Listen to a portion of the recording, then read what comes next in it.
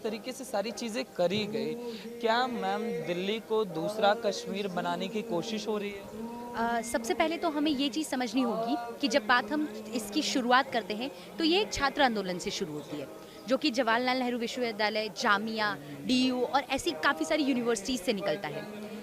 लेकिन जब हम इसी के अंदर थोड़ा पीछे जाते हैं तो हमें ये नहीं भूलना चाहिए कि 9 फरवरी 2016 की ये जो दिल्ली आज जल रहा है उसकी पटकथा तो तभी लिख दी गई थी जब जवाहरलाल नेहरू विश्वविद्यालय से भारत से आज़ादी के नारे लगाए गए थे। तो हमें यह चीज़ नहीं भूलनी चाहिए। और जिस तरह से दिल्ली को एक कश्मीर बनाने की कोशिश की जा रही है, इसीलिए सबसे पहले तो ये फ्रस्ट्रेशन दिख रहा है हम लोगों को कि जिस तरह से 370 हटा दिया गया कश्मीर से और उसके बाद कोई खून खराबा नहीं हुआ। उसके बाद जिस तरह से लोग लगातार उसके ऊपर क्रिटिसिज्म कर रहे थे, सब कुछ कर रहे थे, लेकिन आप उसके ऊपर कुछ कह नहीं पाए। तो उसके बाद जिस तरह से ये प्रक्रिया चलती आ रही है, जिस तरह से इसमें वामपंथी लोग, कांग्रेस, आम आदमी पार्टी, जैसे कि आपको पता ही होगा कि आज एक नया वीडियो आया है जिसमें ताहिर हुसैन, जो कि आम आदमी पार्टी के पार्षद हैं, उनके घर से इन सभी चीज़ों की, जिहाद की और ये सब चीज़ों के पेट्रोल बम और ये सब उन्हीं के घर से निकाला गया है और उसके बाद वो अपने आप को डिफेंड कर रहे हैं। आम आदमी पार्टी के केजरीवाल जी ने अभी तक उनसे इस्तीफा नहीं मांगा है। मेरे हिसाब से तो केजरीवाल जी को खुद इस बात पे अपने आप से इस्तीफा देना चाहिए सीएम पद से, क्योंकि अगर वो बात कर रहे हैं कि दिल्ली जल रहा है तो दिल्ली जल किसकी वजह से रहा है? दिल्ली जल तो अरविंद केजरीवाल की वजह से रहा है ना। अगर वो उस वक्त कन्हैया कुमार को सपोर्ट नहीं करते, जवाहरलाल नेहरू विश्वविद्यालय में जब आज़ादी के नारे लगे गए थे, अगर उसको सपोर्ट नहीं किया जाता तो आज ये दिल्ली की हालत नहीं हो रही थी। दिल्ली को फिर से कश्मीर बनाने की कोशिश की जा रही है। जिस तरह से कश्मीर में हमारे सैनिक बलों के ऊपर लगातार हमला किया जाता है, आज हम देख सकते हैं कि दिल्ली में एक हेड कांस्टेबल, जिस तरह से हेड कांस्टेबल रतन लाल को मार दिया जाता है, जो कि शहीद हो जाते हैं। उसके बाद सीबीआई ऑफिसर अंकित शर्मा, जो कि किसी के घर में जाके उनके साथ 5 लाशें आती। आप सोचिए कि उनकी घर की क्या हालत होगी। अगर आप ताहिर हुसैन की बात करते हैं तो उन्हीं के पड़ोस में जो महक सिंह रहते, जो उनके साथ रहने वाले लोग हैं, उन्हीं के साथ, उन्हीं के घर में एक शादी थी, उन्होंने वहाँ पे पार्किंग लगा रखी थी, 50 गाड़ियों को जला दिया जाता है। वो उन्हीं के साथ रहने वाले लोग हैं। इस तरह की सिचुएशन दिल्ली में क्रिएट करने जा रही है। ये सिर्फ एक सिचुएशन क्रिएट करने की कोशिश की जा रही है ताकि भारत सरकार के खिलाफ लोगों को किया जा सके और सरकार को और हमारे सैनिक बलों को टारगेट किया जा सके। मगर मैम इस समय मीडिया एक नैरेटिव सेट करने में लगा हुआ है। जो हमारे सो कॉल्ड बुद्धिजीवी वाला मीडिया है, वो एक नैरेटिव सेट करने में लगा हुआ है। कहा जा रहा है कि कपिल मिश्रा जब गए, जब उन्होंने ये स्लोगन दिया, शायद से अमातुल्लाह खां का भाषण बहुत प्यारा भाषण था, या जो शाहीन बाग में लग रहा था वो शांति दूतों के नारे थे, वो पीसफुल था। मगर जो कपिल मिश्रा ने कहा वो सांप्रदायिक हो गया और उसी से दंगे हुए हैं। ऐसा एक नैरेटिव सेट करने की इस देश में कोशिश हुई। जब हम बात करते हैं नैरेटिव की, तो सबसे पहले तो यह है कि शाहीन बाग खुद में एक पीएफआई फंडेड एक प्रोजेक्ट है, जिसमें आपने भी देखा होगा कि किस तरह से वहाँ पे लोगों को बिरयानी खिलाई जाती है, किस तरह से वहाँ पे लोगों को रहने के लिए उसमें लोगों को पैसे दिए जाते हैं, किस तरह से वहाँ पे बच्चे मर रहे हैं शाहीन बाग में, लेकिन उसके बाद भी लोग लगातार वहाँ पर बैठे हुए हैं। आप एक चीज़ सुनिए, सबसे पहली बात तो यह है कि सीएए एक ऐसा कानून है जिसमें लोगों को नागरिकता देने की बात की गई है। यहाँ पर किसी को पता तक नहीं है कि एनआरसी क्या हुआ। ये फ्रस्ट्रेशन सिर्फ सीएए का नहीं है। फ्रस्ट्रेशन ये शुरू होता है 370 जब बढ़ती है, राम मंदिर का जब फैसला आता है, और जिस तरह से भी ये जो गवर्नमेंट स्ट्रॉन्ग स्टेप्स ले रही है, जिसमें अगर एक तरफ जो बुद्धिजीवी लोग अपने आप को कहते हैं, रवीश कुमार जी का ही एक स्टेटमेंट मैं कहना चाहूँगी। वो कहते हैं टीवी पे कि अनुराग कश्यप नाम के इंसान ने, जो कि है, उन्होंने गोली चलाई थी, जो अभी शाहीन बाग में, शाहीन बाग का जो प्रोटेस्ट था। लेकिन उसके बाद जब उसका असली नाम निकलता है तो वो शाहरुख खान निकलता है। उसके बाद वो उसके ऊपर चुप हो जाते हैं। भगवा वो कहा जाता, भगवा आतंकी है, ये सब। ये सवाल जो आपने ये पूछा मैम, ये सवाल तभी उठता है जब आपने देखा हुआ गोलीबारी हुई थी जामिया के अंदर, वहाँ राम भक्त गोपाल, राम भक्त गोपाल। मगर शाहरुख वाले मामले पे सारा मीडिया चुप क्यों हो जाता है? आखिर ये चुप्पी क्यों, ये चीज़ें दबाने की हमेशा कोशिश होती है नेशनल मीडिया की तरफ से?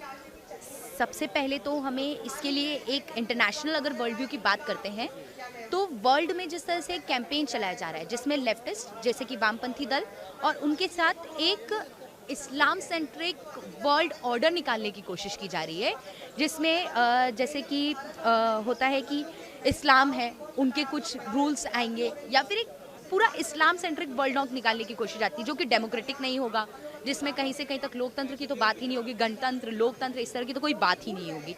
आज मैं इन्हीं लोगों से पूछना चाहूँगी कि जो इंडियन कॉन्स्टिट्यूशन पढ़ रहे हैं, प्रेम्बल ऑफ इंडियन कॉन्स्टिट्यूशन पढ़ रहे हैं, अच्छा आप एक चीज़ बताइए कि आप यहाँ पर अगर कॉन्स्टिट्यूशन की बात करें, यहाँ डेमोक्रेसी की बात कर रहे हैं, जब ये डेमोक्रेसी आपकी कहाँ गायब हो जाती है? जब आप वर्ल्ड की बात करते हैं, जब आप दूसरी कंट्रीज़ की बात करते हैं, तब आपकी तब आप बिल्कुल चुप हो जाते हैं, बिल्कुल मौन व्रत धारण कर लेते हैं। जब बात चाइना की होती है जहाँ पे 20,000 मुसलमानों को जला दिया जाता है, तब आपके चुप हो जाते हैं। ऐसा क्यों है कि आप तब चुप हो जाते हैं? आप तो आपकी दोगली राजनीति खेल रहे हैं, इसका मतलब।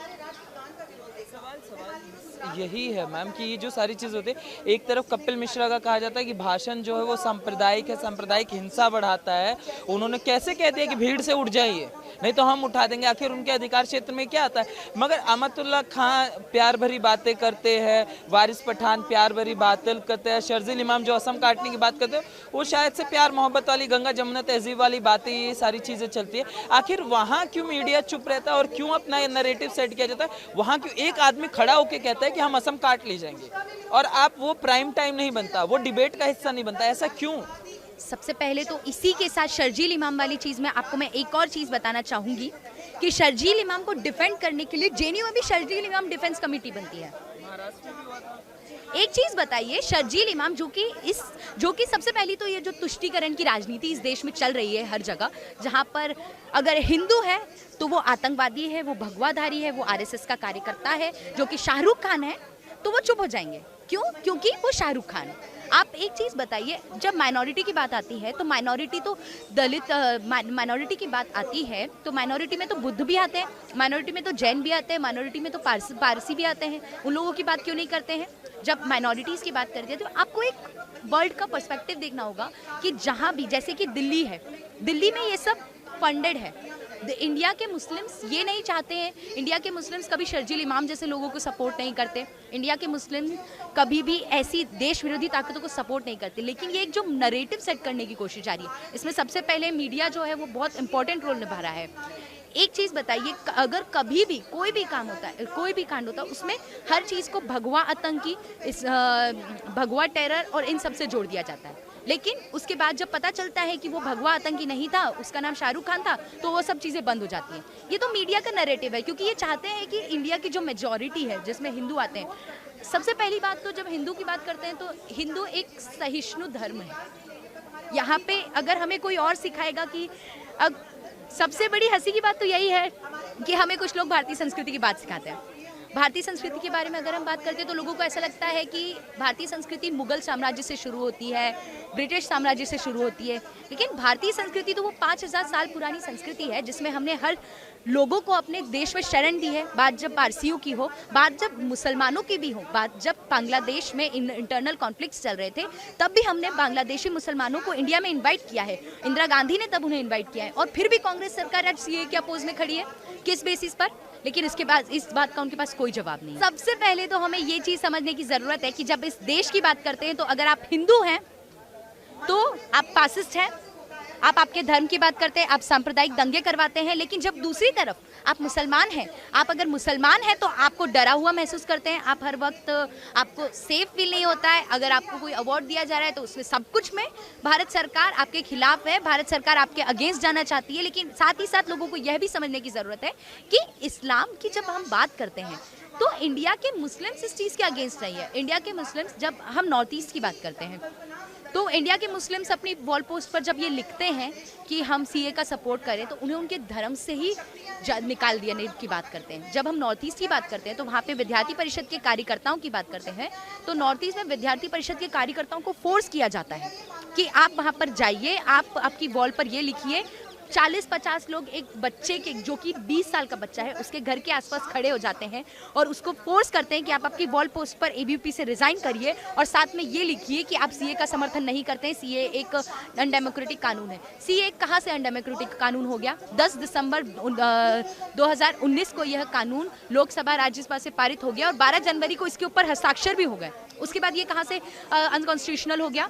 अगर आप इतनी बात कर रहे हैं तो शर्जील इमाम को डिफेंड करने के लिए आप लोग खड़े हो पा रहे हैं, लेकिन आप इन देश के जो सैनिक मर रहे हैं उनके लिए नहीं खड़े हो पा रहे। एक तरफ हमारे शहीद, हमारे सैनिक जब सरहद पे दूसरे देशों से लड़ रहे हैं, दूसरी तरफ उन्हीं सैनिकों को इस देश में इन्हीं देश विरोधी लोगों से भी लड़ने की जरूरत है। सबसे दुख की बात तो ये है कि इसमें इंटेलेक्चुअल्स, जिन्हें हम इंटेलेक्चुअल टेररिस्ट कह सकते हैं, वो भी इंक्लूडेड है।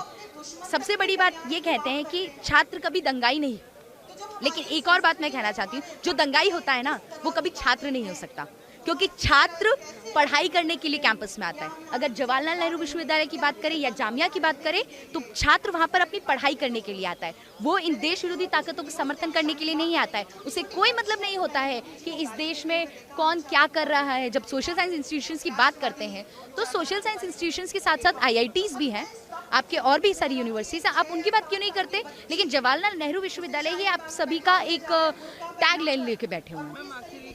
आप भी JNU से ही हैं, कहा जाता है कि JNU से देशद्रोह की डिग्री बांटी जाती है। ऐसा नहीं है। जवाहरलाल नेहरू विश्वविद्यालय is one of the most prominent universities of India. लेकिन नक्सलियों की जब बात करते हैं तो इस देश को तोड़ने वाले हमेशा, जब भारतीय संस्कृति की बात होती